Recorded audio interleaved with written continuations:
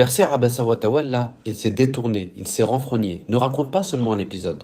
C'est une leçon stratégique adressée à toute communauté qui veut changer le monde. Le prophète alayhi salatu wassalam, espérait toucher un notable, un homme d'influence, pensant que le changement passerait par le haut, par l'alliance avec le puissant. Mais Allah le corrige immédiatement. La force ne vient pas de là où tu crois. Le pouvoir n'est pas détenu par celui qui occupe le centre social, mais par celui qui porte un cœur vivant, même s'il est invisible aux yeux du monde. Le Coran rappelle ici une vérité décisive. Ce n'est pas l'institution politique qui transforme une civilisation, mais l'éducation spirituelle, le fait de répondre aux aspirations profondes de ceux qui cherchent Dieu, même quand leur statut social est modeste. Ce que tu croyais faible était fort, et ce que tu croyais fort était vide. L'enseignement est fondamental.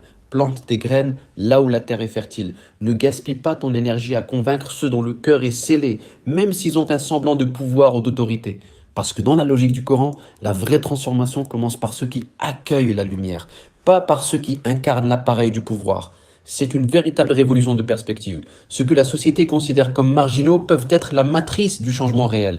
Et ceux qu'elle considère comme centraux ne sont parfois que des illusions de puissance. Abassa nous enseigne que la stratégie du prophète, alayhi salatu wassalam, n'est pas l'alliance avec le puissant, mais la formation du cœur humble.